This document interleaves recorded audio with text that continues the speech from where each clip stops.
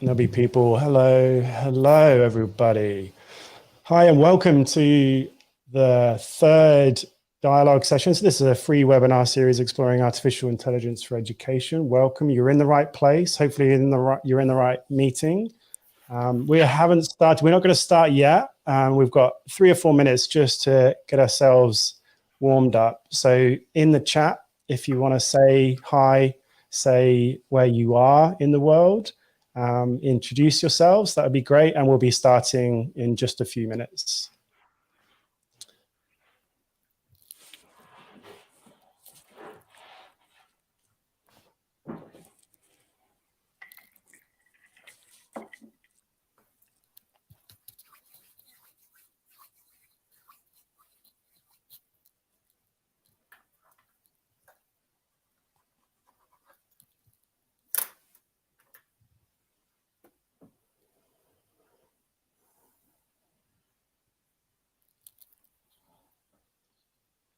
Latif, I think the name is. Welcome from the Maldives. That's an exotic start to our kind of guest list. I appreciate that. It's a hard act to follow. Yeah. Working in higher education. Welcome. Hopefully I pronounced your name correctly, Latif.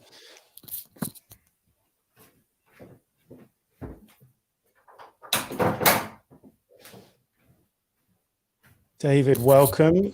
I see you. Thank you for joining us from sunny Adelaide. Everybody's enjoying a bit of sun at the moment, it seems.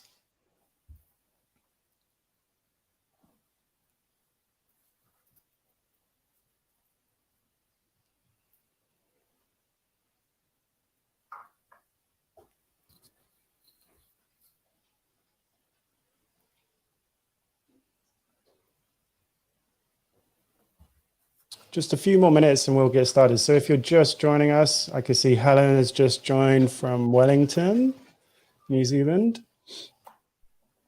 Great to have you, Helen. Mike's here from good old Adelaide. Diane from Hamilton. There's a big crew. There's a big crew coming, I can tell.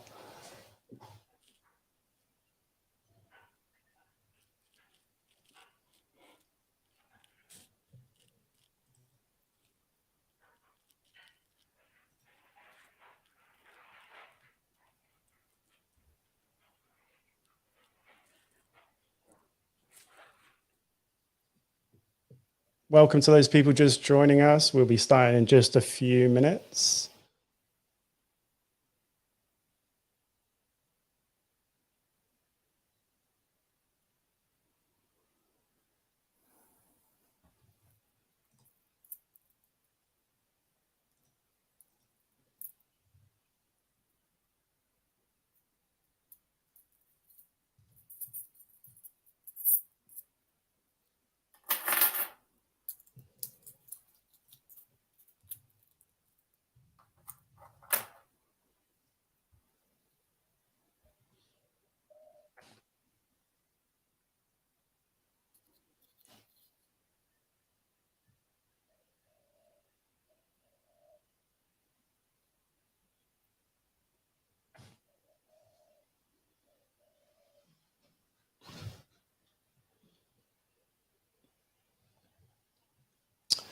All right, let's get ourselves ready and started. I can see the dogs joined us from outside, which is nice.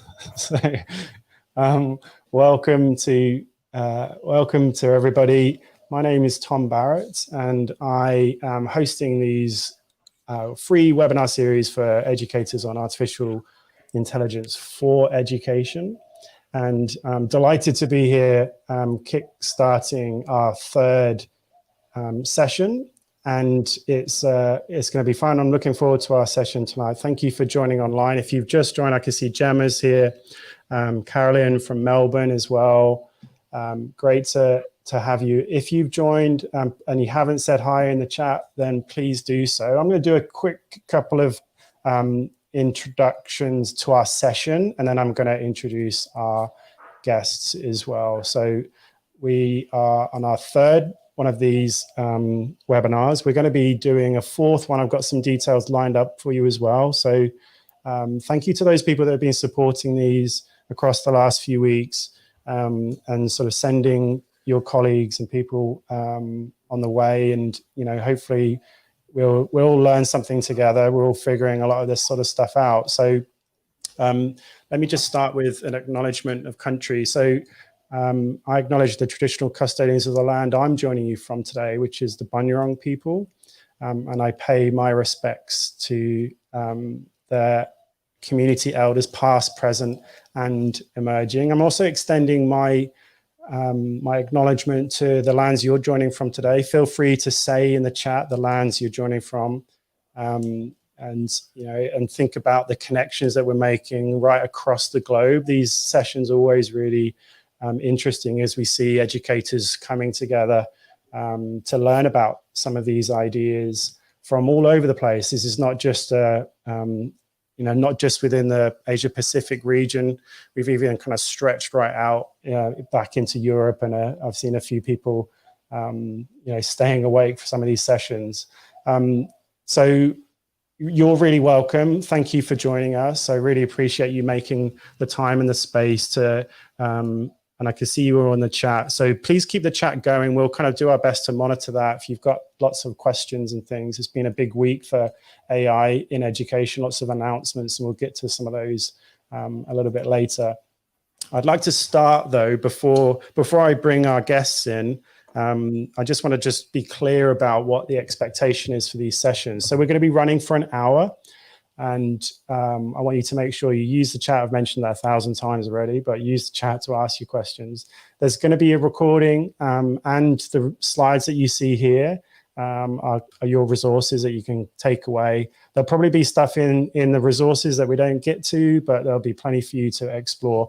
And so if you've registered and your name's on the list, I'll be sending an email out to everybody once we're wrapped up, probably sort of early part of tomorrow morning. You'll get a link back to the recording and all of the details.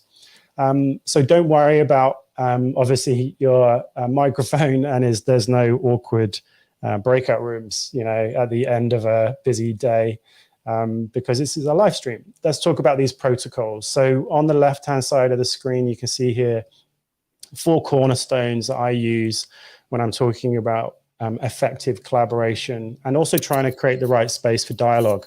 And so importantly, these types of sessions, you would have noticed that it's not your traditional kind of webinar presentation format. We're trying to kind of engage in discourse, create some space for dialogue. And so these are important. So you're going to be kind, specific, and helpful in your feedback and critique. So if you're sharing ideas, be really precise in your language, be kind and helpful. We encourage you to be hard on the content, soft on people. So ask those hard questions, but be soft on the people that are maybe sharing those ideas. On the left-hand side, you'll see protocols to do with stepping up and stepping back. This is a good opportunity for you to step up. If you're on the live stream, and this is also for Philly and Claire, who are joining me as guests, to step up and ask those questions. Use this time to, you know, for our own learning. We're all working through some of this disruptive technology change. So step up and like make the most of this time. And also we've got here the traditional Chinese character Ting for listening, and it reminds us to listen with 10 eyes, with one heart, and to wrap our ear around the king, and so to treat the speaker like royalty. And so I encourage you to try to sort of tune out what you can from your day, from where you are, and to tune in to this as much as possible. So those are our protocols. That's our session. We're going to be exploring our usual building blocks. We might have some opportunity to kind of dig in some ethical considerations, and Philly and Claire are going to be sharing some of their perspectives on some of these shifts. And, you know, saying that, let me bring in my esteemed guests. Philly, would you like to introduce yourself? Say hi. Yeah, sure. Kia ora kōrua, kia ora to you both, and kia ora tātou to everyone else out there. Ko tamahanga toku maunga, ko waitamata toku moana no tāmaki ahau. He hurio no ngā Vikings, ko Wintle tōku whānau, ko Philly tōku ingoa. So kia ora everyone. I'm based here in Tāmaki Makaurau in Auckland, New Zealand. Work with Claire. Sadly, it's not an easy job, but somebody's got to do it. And it's a real privilege to be here today. So thanks, Tom, for the opportunity. Fantastic. Thank you, Philly. Great to have you with us. Looking forward to hearing all of your thoughts and perspectives about this from your from where you are in the world. And so you're a leader of English, is that right? Yeah, so at the moment, I'm the head of the English department at Albany Senior High School. So we're a school of about, Claire will give you the number. 900. 900. I was going to go a few more than that, but 900 students. The English department at the moment has got 10 teachers in it, and we're a senior high school, so we're year 11, 12, and 13. So I lead a team of amazing teachers rolling out the English curriculum in that setting. Super. Okay. Good to get some of that context. So Claire, tell us a little bit about your role. Introduce yourself. Kia ora whānau. Ko rangitoto toku manga, ko waitamata toku moana, ki ore ahau no England de Gare, ko Tamaki Makaurau te whenua o Takunako, ko Okahukura mātua toku kura, ko te tumoaki ahau ki te kura Okahukura mātua, ko Claire Amos toku ingoa, no rewa, tēnā koutou, tēnā koutou, tēnā koutou katoa. So my name is Claire Amos, and I have the absolute privilege of being the principal at Albany Senior High School. So I'm coming up to the end of 5 years in leadership at Albany Senior High School. I'm also a long-time friend of a number of Australian educators. I had the great fortune of meeting Tom when he was part of NOTOSH, and I was doing my Google certified innovator training many years ago, and have been over to speak at EduTech and Future Schools a number of times.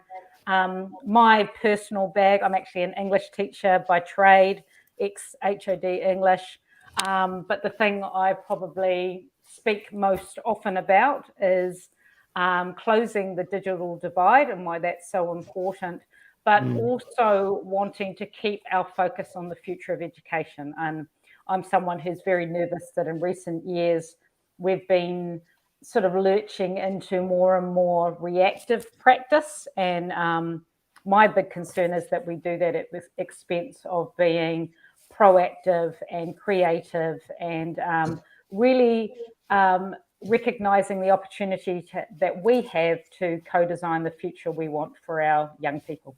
Yeah, amazing. Claire, give us some of the context about the community that you work with. So I am the principal at Albany Senior High School, where Philippa is with me. We're a school of 900 senior students. So in New Zealand, that goes from year 11, 12 to 13. We're one of a small number of innovative learning environments in New Zealand. So that means we have open plan learning spaces, and schools those ILEs tend to have an increased focus on having a really robust digital strategy. The thing we really pride ourselves on at Albany Senior High School is a focus of being as inclusive as possible for our young people. So ensuring that we are looking after the needs of all of our diverse learners, and also really focusing on how we can challenge accepted assessment practices to ensure that we have what we call responsive assessment. We look to co-design and partner with our young people as often as we can. Of course, we're also in a New Zealand context, so we have a very clear commitment to partnership around Te Tiriti o Waitangi and looking at meeting the needs of our Māori students, but also recognising that when you do meet the needs of your Indigenous young people, you're actually delivering better educational outcomes for all of your young people. Yes, thank you, Claire. That's some important context for all of us. Let's jump into the first question for this evening. And And just before I do, just saying hi to all of those folks that are joining us. And if you are, please make sure you say hi in the chat. I can see Phil from Adelaide, a bunch of other people joining from various parts of Australia. And so, Philly and Claire, the question I've been using just to kind of get us warmed up a little bit is when we're thinking about this, when we're thinking about artificial intelligence for education, so when we're thinking about it, the shift, the technological shift, why does this technology, why does that feel different than maybe some stuff that we've experienced in the past? Why does it feel different in terms of what we're noticing from, you know, our networks or from the impact of our students? How does that kind of fundamentally feel, you know, different? And yeah, so I'd be curious to, Philly, I'll come to you first. What comes to mind when you think about the kind of key difference?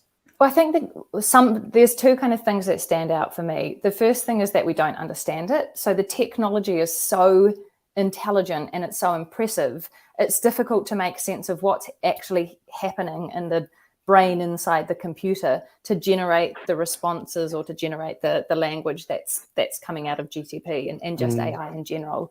So I think that in itself is quite overwhelming because you can't make sense of it.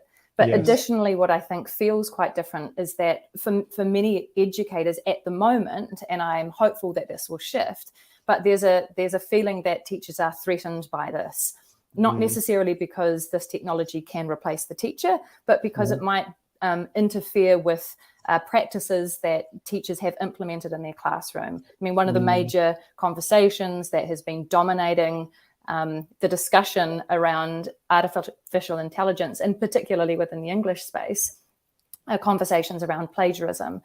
Now, plagiarism has always existed, and arguably, and probably in more traditional settings where there's sort of set text lists and the classics and the canon and all of that stuff, you're going to be able to find those plagiarized essays anyway, but the speed at which this can be generated makes it feel as though it might be harder to detect and control. And so it's that sort of trepidation that I think feels different about this. But I'm really interested in kind of in this corridor, in this conversation, looking at kind of shifting that conversation. So we're looking at the opportunity to implement this technology in our classroom to enhance the good stuff that we know how to do. Yeah, you mentioned there about speed and pace, and I think that's one of the things that I think is an attribute of this that is very, very different. And we'll get, I know many people who are joining us tonight might have noticed the announcements today and overnight, and we'll get to some of that later, but things are moving pretty quickly. And that's one of the things that often we feel uncomfortable with that. Like we've just got our head around one thing and suddenly it's shifting. And so and maybe, and Claire, I'm curious about that kind of idea for you. What do you kind of think? What do you notice in terms of my visceral response to your question was actually, I don't know if it is that different. I think, I think we've been experiencing disruption, whether people are cognizant of it or not. But for me, probably it builds on the idea that Billy talked about, is that it's actually not a tangible technology for people, and the invisibility of its presence makes it tricky for us to get our head around. So of course that, I think not only is it that people don't understand the back end of it and how it actually works, it's an increasing awareness that it was there anyway. Yes, ChatGPT is a physical website that you go to and you have to give it prompts and it produces it. But the reality is AI is woven into pretty much every platform and technology we use, whether we are aware of it or not. And I think there's sort of like a rising realization of we're beginning to realize how much we don't know. And that's putting us in a position of powerlessness. And whenever anyone's feeling powerless, that's when they can respond poorly, because it's like, fuck, I can't control this. Let's just shut this shit down, And in the past, excuse my language, shut this stuff down. But in the past, it's been quite tangible. So it's been Yes. like, we don't want them on the internet, let's get them off the internet, or we don't want them saying like, whereas I think when a technology is in essence actually so hard to detect and is just built into platform, yeah, absolutely. I think that feels different, and so it's like what do we do? And that's when you get what Philly's talking about, when people don't just want to just use a plagiarism check. They will move away from the technology completely instead of going. They don't actually, because they don't understand if it's even present or how it works. Why on earth would you really be confident that a plagiarism checker would be picking up any level of AI intervention anyway? And I think it's that sort of that sense of sheesh. I'm starting to learn a little bit more about this concept of AI, the insidious effect of algorithms and what that does to what we're looking at, and unconscious bias and echo chambers and what have you. And I think the invisibility of it is going to take a while for people to feel comfortable with technology and harnessing. How do you harness something you can't see? I think additionally as well, and this was my first reaction, to be honest, I immediately thought, death of the author type stuff.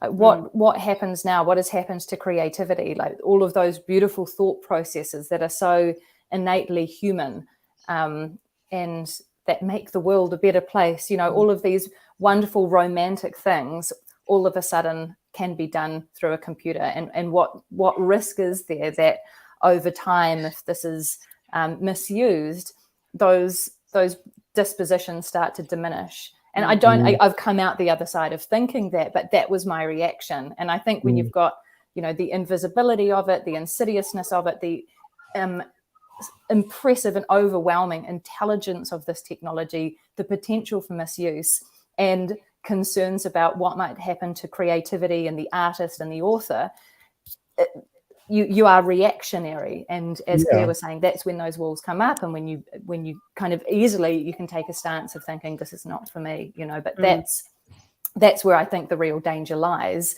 that if we don't understand it, then people in front of us, particularly in an educational context, young people will develop an understanding of this. This will become a part of the tapestry of their learning. And that's when it could catch us out, which sounds really deficit. I don't want to assume that young people are going to do this, but it's an inevitability that that will happen unless we do develop a sound understanding of how to use it and what it can do. I think one of the things this technology in particular is challenging when we see it in the writing world, in the creative world, in the art world, is we've been telling ourselves a really comforting narrative that technology is going to be really powerful because it's going to take over the mundane tasks so humans can be freed up to do the creative stuff.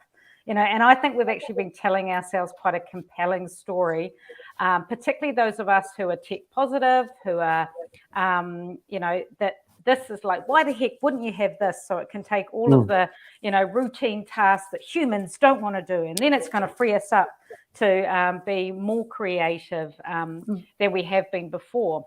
And this actually is a threat to that concept. It's like, hang on a sec, what? You're telling me that the technology is actually designed in essence to be creative? We're no longer so safe to be the bastions of creativity anymore. Yes. Let me just ground this down into a specific resource that's pretty helpful here, because you're saying all of these things. So the BBC's Research and Development Department have been working on this for a long time. So one thing that's helpful, so let me just kind of wind back a second. One thing that you both are talking about is how important it is for educators to develop their AI literacy, their ability to kind of broadly understand, this world. The BBC have been looking at making AI more understandable for many years, and this is a key learning point for all of us, is that our experience of ChatGPT is a tiny part of the long timeline of AI. It's been ongoing for many years. And so let me just check in with this slide, though. This is if you can scan it with your with your phone. We'll send out all the links and stuff, and you'll have access to this anyway. But the BBC talk about these 4 challenges when we're talking about AI. And so if you think about trying to help your teachers, your peers, your colleagues engage with this as a technology, then these are the 4 barriers. It's almost like the 4 horsemen of the apocalypse. It's ubiquity. So it's all around us already. So it's already recommending stuff. Claire, you've talked about that already. And I think you both used the word insidious, which has a slightly different connotation, maybe. But there is a ubiquity. You have to forgive that we're English teachers, so we're going to get, we're going to overstate stuff. It can't be helped. I appreciate insidiousness. I think you have some algorithmic kind of bias there, perhaps, which we can get into. But AI is ubiquitous, it's all around us, but we can't see it. So it's invisible, it's cloaked to us. And so even though it's making a difference, it's having an impact on our choices, on our lifestyle, on the things that we do, it's something that we can't see. And also, it's very opaque in terms of it's not clear what it actually is and how it works. It's also very fallible. It kind of breaks a lot. It's not always accurate. There's lots of limitations. And one of the things I think is helpful here, remember the question here is why is this feeling different? And if we kind of ground that in, how do I help other colleagues come to get better at knowing and understanding and experiencing, this world, to see opportunities? One of the key things is that I can't hold it in my hands. It's not like a VR kind of headset, which you can kind of break and move around and go put it on and take it off. Like you were saying, the kind of go on the internet, off the internet, it isn't so clear. And so we can't go into a room and experience AI. It's not the same as, setting up a VR kind of station in one of our schools. So it has this very, very distinct because of these features. And I think this is just a helpful way of thinking about these are the known challenges. And actually the article talks a lot about sort of making it understandable, and it's the ability to make it more interpretable. So thank you for just kicking that off. Welcome to colleagues who've been joining us. If you haven't already said, I can see people from the UAE, from all over the shop. So welcome. What I'm going to do now is just going to talk a little bit about building blocks. And so this is the part of our webinars where we try to just sort of go back to basics a little bit and just not assume everybody knows, and just sort of build a bit of understanding. Philly and Claire, I really encourage you just to kind of stop me, ask questions and stuff, as I just sort of build a few of these foundational kind of pieces. And yeah, let's sort of start. And this is one of them. I mean, one of the key challenges, I'm actually going to start by talking about ChatGPT. A lot of people's entry point to using AI is obviously this. And so let's just look at the language here. I'm glad that Philly and Claire are both kind of word nerds, because I'm happily joining that gang. So etymology is often a source of inspiration and understanding for me. And I'd like to kind of look at what does it say on the tin?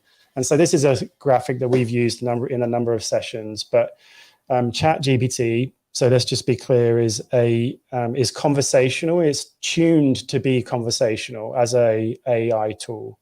And so importantly, we're not just sort of interacting with it in like a one-shot version of it. It's not like, do this, oh, you haven't done it, and then you walk away. It's actually tuned to work in chat kind of mode, you're back and forth. And so that's important because that kind of changes maybe how you interact with it in the best possible way. GPT. So this part then is actually part of the architecture of the AI, and it's called a generative pre-trained transformer. Let me just sort of break those parts down. So generative is describing often its capability. So that means that it can generate new data based upon data it's trained from.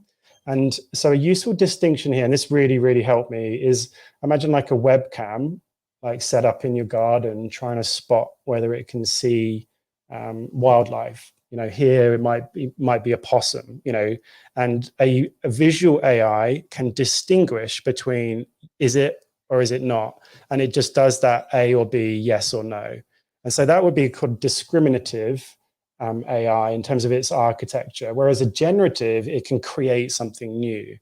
And so there is a really important distinction there in terms of what we're using. So GPT is the architectural model. Pre-trained means that it's when we're using it, it's already done lots of training on vast amounts of data. And in the cases of these large language models, they're scraping off the internet, huge corpus of data, including most of the kind of published articles online, all of the books that are available online, huge amounts of data, like staggering amount. Transformer is part of the machine learning architecture. And so this is a useful kind of factoid here, is that the transformer architecture model, which is part of the behind the scenes, was actually invented in 2015 by Google researchers. And so, that just reminds me every time I see that this is a long line, like we're dealing with here. We're dealing with ChatGPT, which is like the application layer, but actually the architecture is the GPT stuff. So let me just keep us moving. Couple of useful definitions. So you'll see large language model. So ChatGPT is a large language model. Other companies, other businesses have them. Google's got their own. Meta's starting to release their own. So GPT is the one that OpenAI own. NLP obviously not is natural language processing. So there's stuff that we try to get Siri to do, which isn't very good at doing. But we can actually ask it in natural language, and it can understand that. And that's a really powerful way of interpreting what we actually input. Obviously, the machine learning part is actually how it was trained, and then also we're talking here about prompts. And so I do want to talk a bit about prompting. And so when we talk about prompts, we're in the kind of ecosystem of the way we're talking about that in terms of AI tools, that's our interface with the technology. That's the often at the moment written. So in ChatGPT, and hopefully everybody who's been with us today has at least had a try at these things. We're writing. And so, but we're starting to see some new kind of methods for prompting as well. Claire and Philly, does that make sense so far? All good. And so let me just talk a little bit about prompting, because this is a resource next that I shuffled down the list like during multiple webinars. And so I'm really pleased to kind of share this, give this a little bit of a spotlight just for a second. But this is a part of a resource that I've created after doing thousands and thousands of prompts over the years. And I have been using AI tools for years now. And so this sort of framework just gives you a really useful structure to think about in terms of high quality interactions with AI. And so let me just run through what you can see here. And the QR code takes you to an article I've written and just goes into a bit more detail. So when you're thinking about prompting, think about how clear you are in terms of defining the task or intent. By the way, hopefully you can see this straight away being something that might be useful for your students to use in terms of improving their prompt craft. So C for clarity. How clear is it? What's the intention? What am I trying? What's the outcome here? What's the action what I want? What's the imperative verb that we're using that kind of guides this technology? How have I included relevant information? Sometimes it's useful just to include specific keywords, like in a short list, comma separated. Like these are the keywords I want to use in this. Describe the tone, describe the order. You can go into quite a lot of depth here. And I would also recommend using phrases like act as a. So sometimes you might say, act as an expert, copywriter, or act as a persuasive writer, and actually put the AI tool in a particular mode of thinking. And that's really helpful in terms of giving it that kind of constraint. You might also include some examples. So E for examples. And so if you've got, for example, if one of your students has written a piece and they copy and paste a couple of little sentences that's in their voice, in their tone, then it's much more likely to stick into that tone, just to expand that out, to give them some ideas. So it's always really helpful to paste in examples that you've used before. And And then we're going to hit this part where you just sort of, so CREA, you avoid ambiguity, so remove stuff that you don't need. The last two, T and E, so you tinker and you evaluate, is actually just a cycle of iteration. And so have a go at, you have a go at writing these prompts, and then you've just got to keep kind of coming back, ask it to regenerate, tinker and refine, iterate, evaluate. Is it what I want? Okay, I'm going to leave this part. I'm going to start again. A lot of people will not get the result they want from the very, very beginning, and then they walk away. And I think one of the key things that we all have to learn to do is to stay in that kind of interaction and just evaluate and tinker with the prompt that you're writing. So I just wanted to spend a bit of time just talking about through these little frameworks for prompting, because it's I think that as a language and at the moment a written skill, it's certainly going to be a communication skill that we're going to need to be able to refine a little bit more. Any quick thoughts, Claire and Philly? Yeah, I was looking at specifically, I'm just thinking about the potential of this in the, let me catch my thoughts for just a sec. It's okay. There's a real opportunity here for teachers to be using this as some kind of teaching aid in the classroom, and to be teaching people, as you're saying, to be teaching students, to be refining the language that we're putting into this to generate response that are going to support with learning. I think a real key thing, and particularly within the English space, is that as you're typing these prompts in, or where a direction perhaps you might not want to head in, is for students to be looking to generate that text that they then would be using in their piece of work. So yes, where I think that it's really important to make a distinction is that this is useful when it is centered on learning, and when it's centered on the skills that are required as a part of learning. And that's not just curriculum learning. In fact, I think this has got tremendous potential in the space of disciplinary learning or pastoral learning, where students might be, I was thinking about, as a point of reference, growth mindsets and Carol Dweck, which I imagine globally is an approach that a lot of people will be aware of. But how could students be using this technology, and what would they be writing in terms of prompts to support them in a situation developing a growth mindset to so that clear line I think is really important to draw between, yes, all of these prompts and the specificity of the prompt and how to write the prompt is really important. Providing that prompt and providing what is generated is actually supporting the process of learning, and not doing the generation of the ideas and doing the generation of text. Because then if you're looking for an example of what it is you need to be producing, that could potentially stump you, because then you're looking at, okay, well, this is the finished product. How on earth do I do that myself?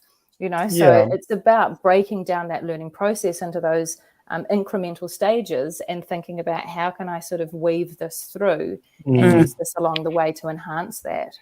And I think what it makes me think about is that this prioritizes ChatGPT being used to, as you say, produce the material and not give feedback on the material. And I, as an educator, was way more excited when I heard Philly talk about how she's using this to get feedback on student writing, and teach students to get feedback on their own writing. And in essence, I jokingly said the other, rather than ask 3 before me, ask GPT before me, and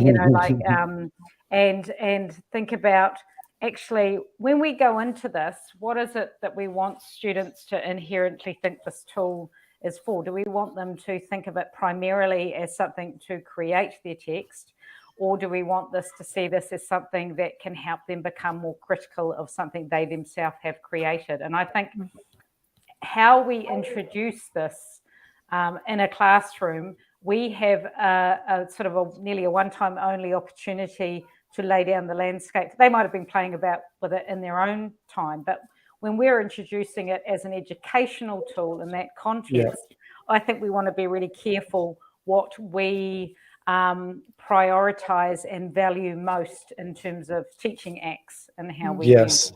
So one of the things that Let me just move us on, folks, because we're gonna run out of time. But I will say, just to close this part off, well, actually, I've just got one other thing I want to share. But the idea of like, what's our shared language around this, and how are we referring to this as a technology? Like, we mustn't underestimate that. And I know I'm underlining what you're saying. You're both saying there. But the key thing I'm noticing also from services like OpenAI is that they are talking more about augmenting human capability. They're talking in that term. So they're sort of shifting the lexicon of this away from it being a replacement, the artificial nature of it, to being something that is an assistant, that is augmenting our capability, that is part of our process. And I think that there's great opportunity there. Can I just share one more thing for us Before to you think move about? on though, Tom, can you just please put this acronym aside and create a new one that's based on critique is the acronym? Well, you could also, by the way, it says clearly define a task, right? And that task could be critique. Yeah. You know, Okay? I just think you're being irresponsible and you need to reframe the acronym. It's all in the prompter. Right, I want us, so remember, one of the key things, if you're in this webinar, you're thinking about how can you build your AI literacy. By the way, thank you to Helen and Diane for asking, and a few other people that have been asking some questions, and hopefully we'll have a little time just to kind of pick up on those in a bit. But one of the things that we have to think about is, like, what's a framework for us to build our AI literacy? This is a pretty useful structure that I use in most of the things I design. I think about what are the tools, the skills, what's the dispositions, what's the knowledge that I need to be successful? I mean, this could be a straight replacement for learning intentions and offers a much broader texture to what the learning experience is. Let me just offer a couple of precise ideas here about AI. And so in the context of AI, we might think about what are the mindsets and dispositions that are critical to being effective. And so again, do I see this as a disposition? Am I thinking of these tools in support of my capability or in replacement of my capability? Is this to enhance what I'm really good at, or is it to replace? And that's a dispositional kind of choice and a mindset. What are the skills that we need to fulfill the potential of this assistive technology? What knowledge or understanding, and just an understanding of these things helps. What tools, methods, and I just want to be pointed here about the last one. What tools, methods, technologies are relevant and accessible to students, teachers, not just AI tools. A lot of us are thinking about these things only, but let's couple them with stuff that already works. Let's reach back into our educational toolkit and kind of go, okay, this is an interesting combination of different techniques and tools that I can use. So a useful way to think about building your AI literacy is to think, okay, what are the tools? What are the skills that I'm having to rely upon? What are the what's the knowledge of this? What's my understanding of this? And what's the mindset that I need to bring to this?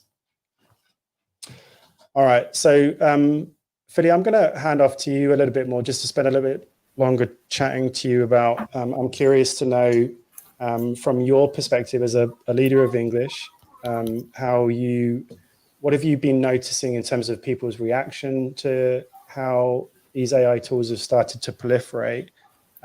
Share with us a little bit about your perspective on some of this. Yeah, sure. So what I've noticed, I guess, in different forums for English teacher conversation, like different New Zealand English teacher Facebook pages, for example, is that a predominant theme is a theme of concern, I think. There's a couple of different spaces where that conversation is taking place.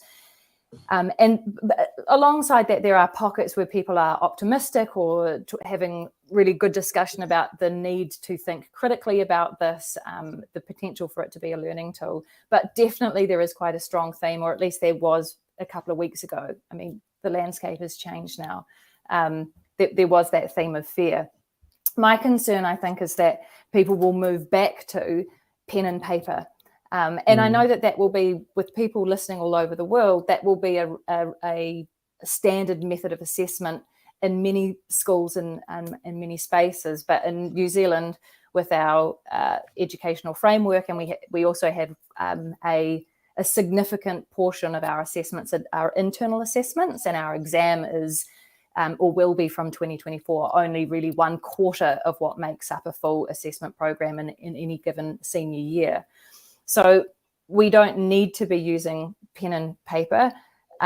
Certainly in some locations across the country, and with inequity and access to technology, there's going to be different experiences of using technology to complete assessments.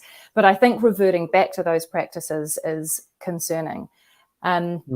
Where I have seen the real potential for GPT in the classroom, and Claire just touched on this before, is in something like feedback, for example. So I'm doing a standard at the moment with my English class at the year 13 level, or at the HSC level, or at the A levels, where students have to analyse a text, but analyse that through the lens of literary theory. And that's a really complex task for people to do for the first time. It's sort of like a bit of a stepping stone into university level study.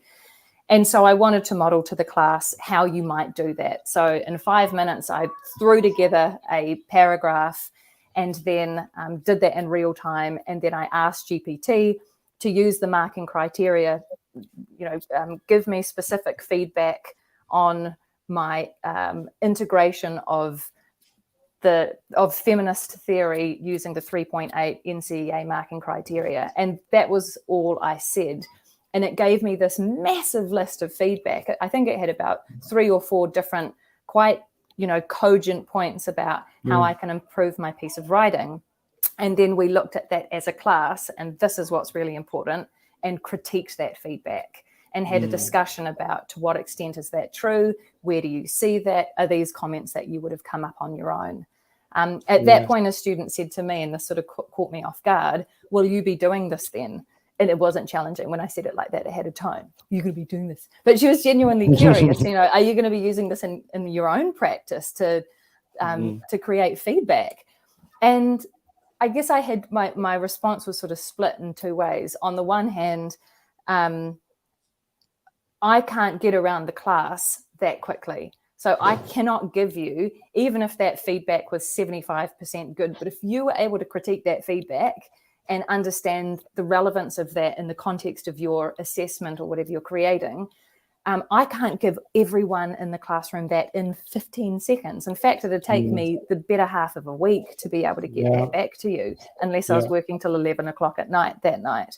And the second thing, my second response was, yes, I will be using this because it's silly not to, because look at what it's done.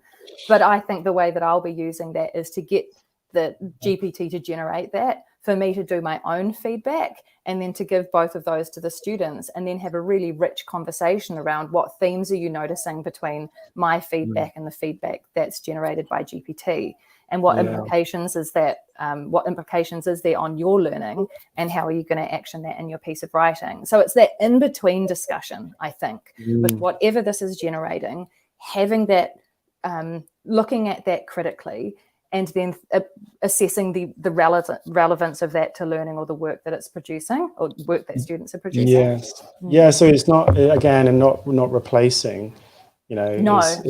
it's just shifting. And maybe what it's also doing, and this is an attribute of these technologies, is that things can happen pretty quick. They generate this, it's seconds, isn't it? So it's, and I suppose if you can reduce the time that it takes for a student to get into that kind of mode, to be able to kind of engage with critique, that's a good thing. And the key thing I think of there is how much time over time that you save, as a learner. Like if you save that amount of time every session, yourself saving that amount of time over multiple kind of weeks, it really, really adds up, doesn't it?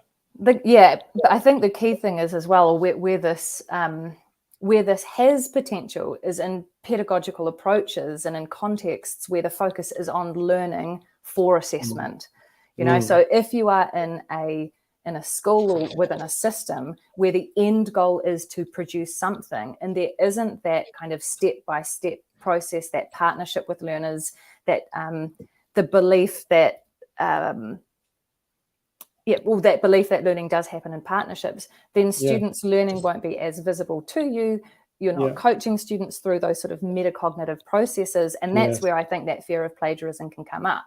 You know, when people are saying they're going to hand in this AI generated essay, I mean, I think a lot of that stuff is out there outside of GPT anyway. But I would argue that you should know how your learners think and how your learners write. You know, you should know what mistakes they make. You know, when you bump into your learners a couple of years later, as an English teacher, often you can be like, I've forgotten your name, but you wrote this brilliant essay on something or rather, and you always spell this word wrongly, you know, and you should have that really deep understanding of how somebody is working. And that kind of, I think, gets around the plagiarism thing. Yeah. Philly, thank you for sharing that. Claire, do you have any quick comments about what I just wanted to made a couple of comments about what I'm noticing as a school leader is one of the very first questions I was asked this year was a teacher approached me and asked for my permission for them to use it. And I think as a school leader, we have a responsibility to explicitly proactively give permission, because there's all sorts of dialogues and narratives in people's head about why they shouldn't be using it. The second thing they then ask for is the need for professional development to be taught how to use it. And I think there's an inherent misunderstanding in that question, in that thinking any one of us can teach you how to use ChatGPT when it is, in essence, evolving and we're learning. And what I think we're better served to do is absolutely those frameworks and acronyms that you talked about are really powerful and really useful, and it's a bit of a scaffold to support people. But one of the best things you can do is give people safe sand pits to play in. Like I've always been an earlier adopter of technology and technology curious, and the very best way we can learn, and it doesn't come naturally always to adults, is to just play and to give people space and permission to muck around with the technology and to see how they might apply it. My one caveat I will have for teachers is, I'm a real proponent of self-directed learning. The biggest mistake I see is that people think self-directed learning is about kids just being given time and space to go free range and not providing enabling constraints and teaching young people how to manage their time and to prioritize tasks and to use any of that time effectively. This technology isn't giving you permission to step back from the role of teacher and partner in their learning. Like Philly has stressed time and time again this concept of partnership and critiquing. This is not giving you permission to let the technology do the work for you. It's got to be something that not only do our students need to work in partnership with the technology, we need to work in partnership with the technology. And we've got to be really clear about that for the students, that this does not mean any sort of devolving of responsibility of the teaching and learning. And in fact, this technology has the ability to, in essence, improve learner agency, but that learner agency is only going to be as good a quality as the guidance and the scaffolds and the constraints that we create for the young people on how to use it. Yeah, you've been thinking a lot about that, haven't you, Claire? Whether it has the potential to diminish learner agency. Absolutely. Like I think, people might say, oh, well, students can just go use this and they can get their own feedback and they can come up with their own, use the ChatGPT to do it. But actually, we're in essence, we're encouraging them to remove agency by getting the technology to do the thinking for them as well. So as with all tools and technology, it's a bit of a, let's use it now, let's not use it now. Actually, there's still real power in getting out your butcher's paper, getting out the markers, collaboratively putting all the technology aside and doing a physical diagram to plan and co-construct an idea for an essay or an argument or a hypothesis or whatever it is in the subject that you're doing. This is something that is going to support it, but you need to put it in its place as well. You need to ring fence it and say, now is the time we're using it.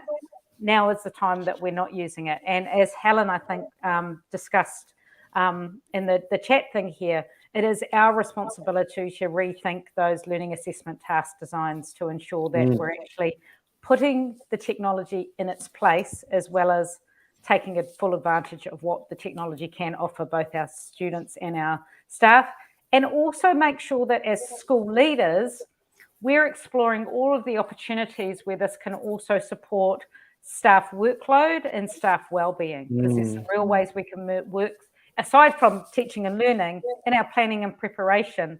There's a whole lot of ways we can be engaging with this technology to work smarter. And knowing that we're all facing staff that have been through 3 years of a pandemic, and here in New Zealand, numbers of sort of natural disasters, and also in Australia and around the world. We want to look for every opportunity to get hold of this technology and say, hey, this can be a help to you. This is a way that you can use some really powerful shortcuts to do your planning and preparation as well. Yeah, Philly, go on. I was just going to say as well, and I'm kind of bending back to what you were saying earlier in the conversation, Tom, about communication being primarily written. I can't remember your exact language.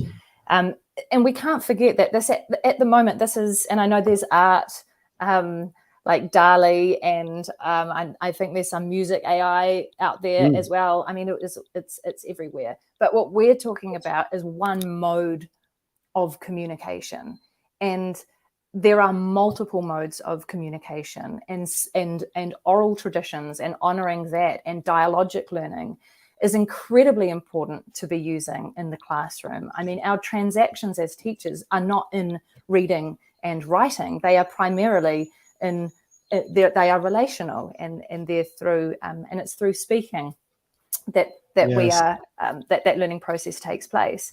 Additionally, what this really intelligent technology doesn't understand the identity of the learner in the classroom, and particularly in a New Zealand context, and I say particularly actually because that's the only context that I can speak to, but bringing that identity of the learner into that space, their cultural perspectives and ways of being and thinking, that is a really important part of our practice. And a lot of us, and I speak of myself here, I'm a real learner in that space. And will always be developing my cultural competence, but to be leaning on this outside of and neglecting to be acknowledging who the people are right in front of me, and understanding their prior knowledge and the potential that they're bringing into the space. This technology is never going to be able to do that. No, I think so. One thing, so Claire, I'm going to come back to you in a second just about zooming even further beyond school to a system. But one thing, Philly, that you're touching on there, which is, I think I know I can see a path forward, is that we eventually will be able to train our own personal assistants at a very local level, like everybody is able to do that using, with great, processes around consenting use of data, but whether it's closer to us in terms of its contextual relevance, its cultural relevance. At the moment we're dealing at arm's length with these giant models kind of, created, primarily, in America. And obviously English language, kind of a corpus of many other languages, but predominantly English. And so I do think that there's an interesting path forward as we bring that closer. I imagine every school or community will be able to create their own models. So you'll be able to train your own technology on the data within your own community. And I think that that's something that I've seen glimpses of, and is certainly is ahead of us. Claire, let's zoom out even further just for a second. And I think you made some really helpful commentary there about how you lead this at a school level.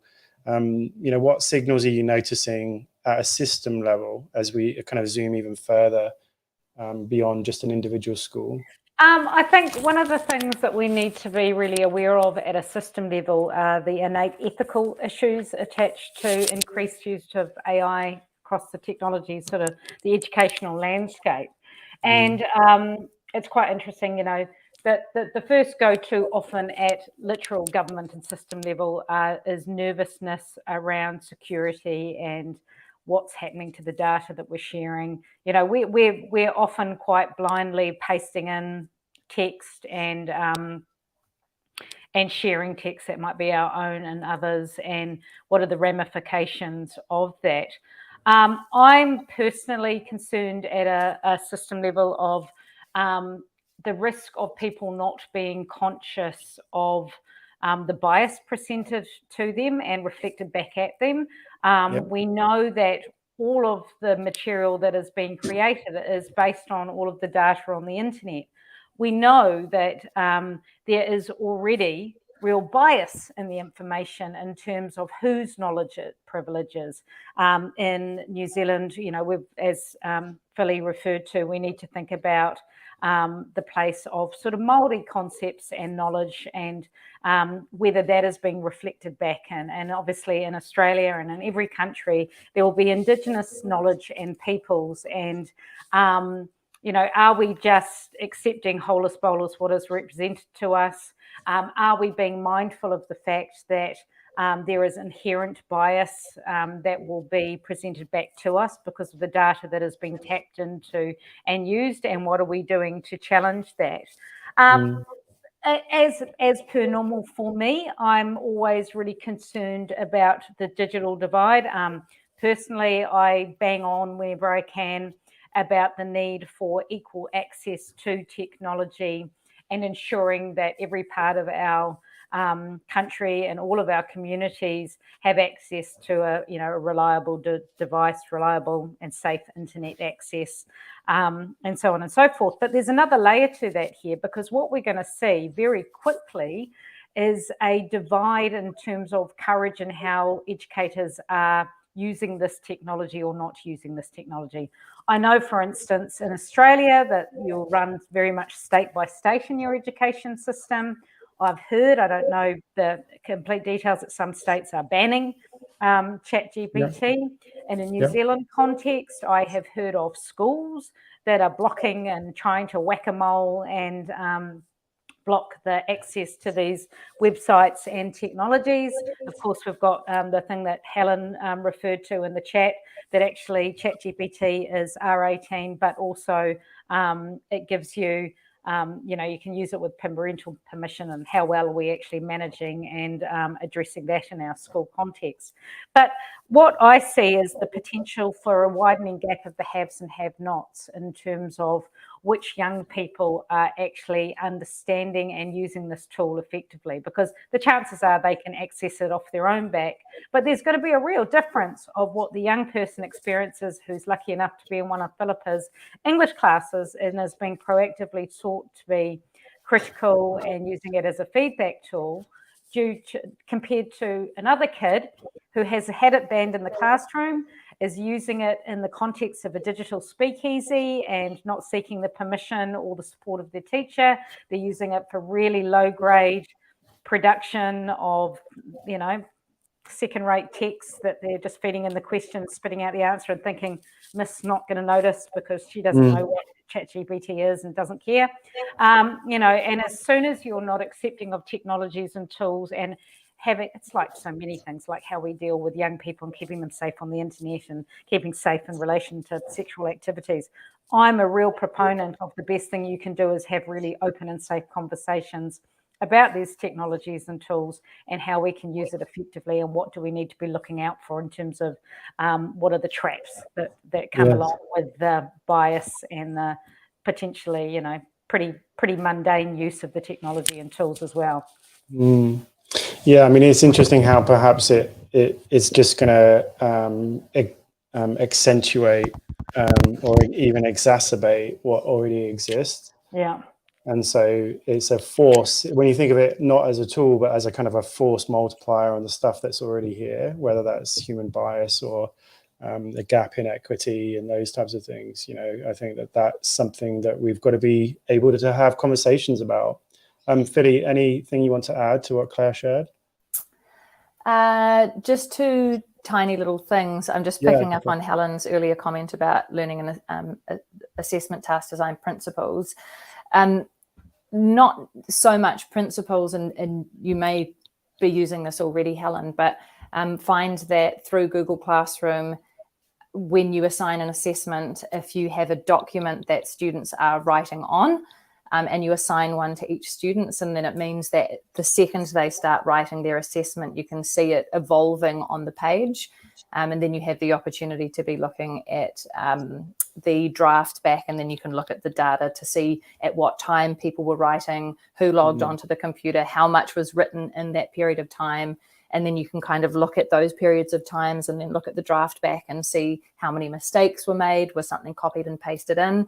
So in terms of the assessment design, I can't really answer that question too much, other than just saying it's that process of learning towards the assessment, which is always the most important part. And knowing the learner. And knowing the learner, yeah, absolutely. Alongside, for me anyway, in our school and in our department, using Google Classrooms. And then just Sorry. No, I was just going to say just the final point about the intelligence, I guess, within cultural landscapes. It's been that I think that has evolved. You know, when this tech first came out at the end of last year, I can remember typing into it, right, the experience, right from the perspective of a Pākehā, which is a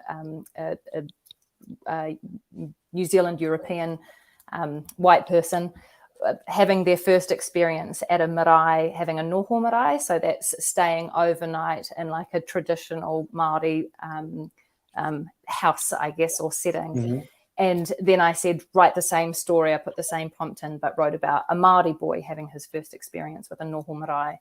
And the story was exactly the same. It just was about Tama, or it was about David, you know, but largely it was the same. And now putting prompts in write about the importance of mātauranga Māori, so Māori knowledge within the context of the English curriculum and what teachers might do in order to be able to honour te tiriti o Waitangi.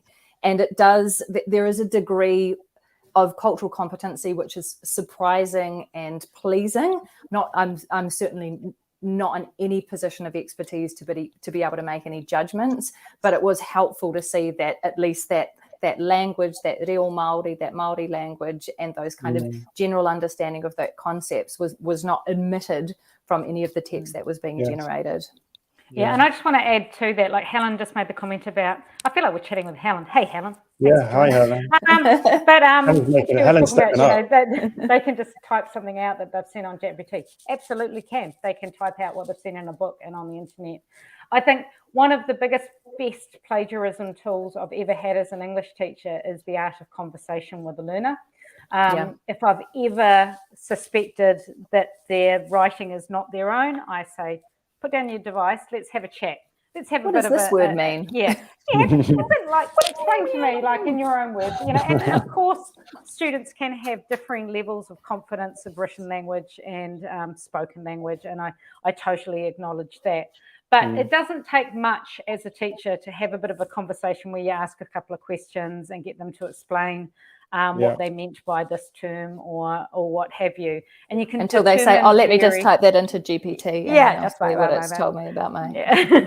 And I find that actually those conversations are the most powerful understanding. And quite frankly, if they could shut their computer and they can talk confidently about a topic around something they learned by using ChatGPT to generate text, that's learning. Don't forget, that is also learning. Because for years and years and years, for the most part in examinations, we've been testing young people's ability to rote learn and spit out in a timed context what it is they're learning. So if little Bobby in the corner can now close his device and talk to me confidently about concepts or themes in The Great Gatsby and the symbolism used in the novel, because he got ChatGPT to write an essay about it last night. Do you know what? Little Bobby, was that his name? I've forgotten his name already.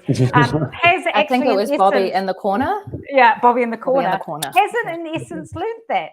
And actually, so let's be realistic as well. Like one of my biggest frustrations as someone who really challenges my teachers and educators to engage in concepts of assessment ready and responsive assessment practices is making sure that educators know exactly what it is they're assessing within an assessment. We often, and English is terrible for doing this, We say that we are asking them to discuss themes and concepts, yet actually what we're assessing is their ability to write clear sentences and grammar and punctuation. And, you need to be really clear as an educator when you design a task that the task you're designing is actually assessing the skills you say it is. Often it isn't.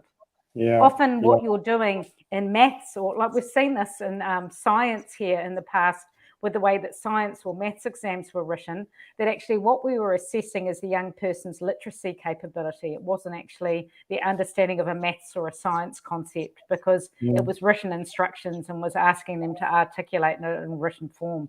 So I think, we need to check ourselves sometimes in ensuring we understand what it is we're assessing, and the design of our assessment actually sorry, I'm going on. Yeah. No. I think the assessment disruption is important. I think it's one of the key. I think it's if these AI technologies and the proliferation of these tools give assessment a shove in the back in the right direction, I'm all for it. I am going to bring this session into land, if that's okay. Helen's getting us to critique her assessment policy. Are you getting ChatGPT to write your comments, Helen? I suspect you are.